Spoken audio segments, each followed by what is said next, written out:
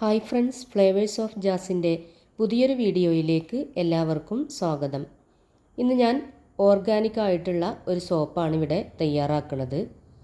അപ്പോൾ ഇത് അലോവരയും തുളസിയും വെച്ചിട്ടുള്ള സോപ്പാണ്. അതിനുവേണ്ടി ഒരു പിടി തുളസിയില എടുത്തിട്ടുണ്ട്, അതേപോലെ തന്നെ 2 കറ്റാർവാഴയുടെ ലീഫ് എടുത്തിട്ടുണ്ട്. അപ്പോൾ ഇനി ഇത് രണ്ടും മിക്സിയിൽ ഇട്ടിട്ടൊന്ന് അടിച്ചെടുക്കണം. അലോവരയുടെ മഞ്ഞക്കറ കളഞ്ഞിട്ട് വേണം ഇതെടുക്കാൻ. പിന്നെ ഇതിലേക്ക് വേണ്ടത് ബേസാണ്. അപ്പോൾ സോപ്പ് ബേസ് ഞാനിവിടെ 500 ഗ്രാമാണ് എടുക്കുന്നത്. അപ്പോൾ 500 ഗ്രാമിൽ ഒരു 5-6 ഗ്രാം കൂടുതൽ എടുക്കുക, അതാണ് നല്ലത്. അല്ലെങ്കിൽ പാത്രത്തിലൊക്കെ കുറച്ച് ഒട്ടിപ്പിടിച്ചിട്ട് സോപ്പ് കുറയാൻ സാധ്യതയുണ്ട്. അപ്പോൾ ഞാനിവിടെ 509 ഗ്രാം എടുത്തിട്ടുണ്ട്. ഇനിയിപ്പോൾ ഇത് ചെറിയ ക്യൂബ്സ് ആയിട്ടൊന്ന് കട്ട് ചെയ്തെടുക്കണം. അപ്പോൾ അതാ ഞാനിതുപോലെ ക്യൂബാക്കി എടുത്തിട്ടുണ്ട്.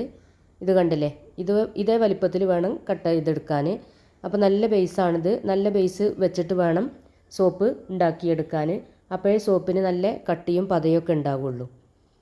ഇനിയിപ്പോൾ കറ്റാർവാഴ ഇതിൻ്റെ ഈ 2 ഭാഗത്തുള്ള മുള്ളൊന്ന് കളഞ്ഞെടുക്കണം. അതേപോലെ തന്നെ അതിൻ്റെ മുകളിലുള്ള ആ പച്ചഭാഗം ഒന്ന് മാറ്റിയിട്ട് അതിൻ്റെ ഉള്ളിലുള്ള ഫ്ലഷാണ് നമ്മൾ എടുക്കുന്നത്. അപ്പോൾ അത് ഒരു സ്പൂൺ വെച്ചിട്ട് എടുത്താൽ മതി. അപ്പോൾ പെട്ടെന്ന് തന്നെ അതിൽ നിന്ന് ഫുള്ളായിട്ട് കിട്ടും. കണ്ടില്ലേ, ഇതുപോലെ എടുത്താൽ അതിൻ്റെ ഉള്ളിലുള്ളത് ഫുള്ളായിട്ട് കിട്ടും. ഇനിയിപ്പോൾ കറ്റാർവാഴ നന്നായിട്ട് കഴുകിയിട്ട് വേണം ഇത് മിക്സിയിലിട്ടിട്ട് അടിച്ചെടുക്കാൻ. അപ്പോൾ ഇതിൽ വേറെ വെള്ളമൊന്നും ചേർത്ത് കൊടുക്കണ്ട, ഈ കറ്റാർവാഴയുടെ വെള്ളം തന്നെ ഉണ്ടാവും. അപ്പോൾ ചെറിയ ജാറിലിട്ടിട്ട് അടിച്ചെടുത്താൽ മതി. അപ്പോൾ ഇത് അരച്ചെടുത്തിട്ടുണ്ട്. ഇനിയിപ്പോൾ ഇതൊന്ന് അരിച്ചെടുക്കുകയാണ് വേണ്ടത്. അപ്പോൾ ഞാൻ ഇതുപോലൊരു പാത്രം വെച്ചിട്ട് അത് വെയിങ് മെഷീനിൽ 0 ആക്കിയതിന് ശേഷം അതിലേക്ക് ഇതൊന്ന് അരിച്ചെടുക്കുന്നുണ്ട്. അപ്പോൾ അതിൽ 28 മില്ലി കിട്ടിയിട്ടുണ്ട്. അപ്പോൾ ഇനി ബാക്കിയുള്ള ഇൻഗ്രീഡിയൻസ് കൂടെ ചേർത്ത് കൊടുക്കുകയാണ്. അങ്ങനെ ഒരു 30 മില്ലിയാണ് ഞാൻ എടുത്തിട്ടുള്ളത്. അപ്പോൾ ഇതിൽ ബാക്കി ചേർത്ത് കൊടുത്തത് ഗ്ലിസറിനും പിന്നെ അതേപോലെ തന്നെ വിറ്റാമിൻ ഇയുടെ ഓയിലും കൂടെയാണ് ചേർത്ത് കൊടുത്തിട്ടുള്ളത്. പിന്നെ കുറച്ച് ഒലീവ് ഓയിലും ചേർത്ത് കൊടുത്തിട്ടുണ്ട്. അപ്പോൾ ഇതെല്ലാം കൂടെയാണ് 30 മില്ലി ചേർത്ത് കൊടുത്തിട്ടുള്ളത്. ഇനി പെർഫ്യൂം ലാസ്റ്റാണ് ചേർത്ത് കൊടുക്കേണ്ടത്. ഇനി ഇത് നന്നായിട്ടൊന്ന് മിക്സാക്കി കൊടുക്കണം. ഇനി സോപ്പ് ബേസ് മെൽറ്റ് ചെയ്യാൻ വേണ്ടി വെക്കുകയാണ്. അപ്പോൾ ഡബിൾ ബോയിൽ മെത്തേഡിലാണ് ഇത് മെൽറ്റ് ചെയ്തെടുക്കുന്നത്. എന്നിട്ട് സാവധാനം ഇളക്കി കൊടുത്താൽ മതി, എപ്പോഴും ഇളക്കേണ്ട ആവശ്യമില്ല. അപ്പോൾ ഇതുപോലെ നന്നായിട്ട് മെൽറ്റാക്കി എടുക്കണം. ഇനിയിപ്പോൾ ഇതിലേക്ക് ജ്യൂസ് ഒഴിച്ച് കൊടുക്കുകയാണ്. അപ്പോൾ സിമ്മിലാണ് ഞാൻ വെച്ചിട്ടുള്ളത്. എന്നിട്ട് ഇതിലേക്ക് ആ ജ്യൂസും കൂടെ ഒഴിച്ച് കൊടുത്തിട്ട് ഒന്നും കൂടെ ഒന്ന് മിക്സാക്കി എടുക്കണം. ഇപ്പോൾ അത് നന്നായി മിക്സാക്കി എടുത്തിട്ടുണ്ട്. ഇനിയിപ്പോൾ തീ ഓഫ് ചെയ്ത് കൊടുത്തിട്ടുണ്ട്. ഇനി തീ ഓഫ് ചെയ്ത് കൊടുത്തതിന് ശേഷമാണ് ഇതിലേക്കുള്ള പെർഫ്യൂം ചേർത്ത് കൊടുക്കേണ്ടത്.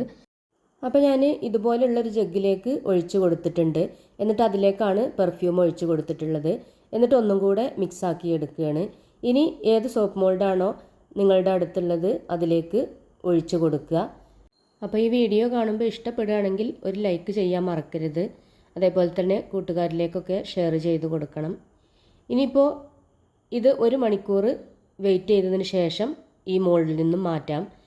അപ്പോൾ 1 മണിക്കൂറിന് ശേഷം ഞാനിത് ഒന്ന് എടുത്തിട്ടുണ്ട്. നല്ല സെറ്റായി വന്നിട്ടുണ്ട്.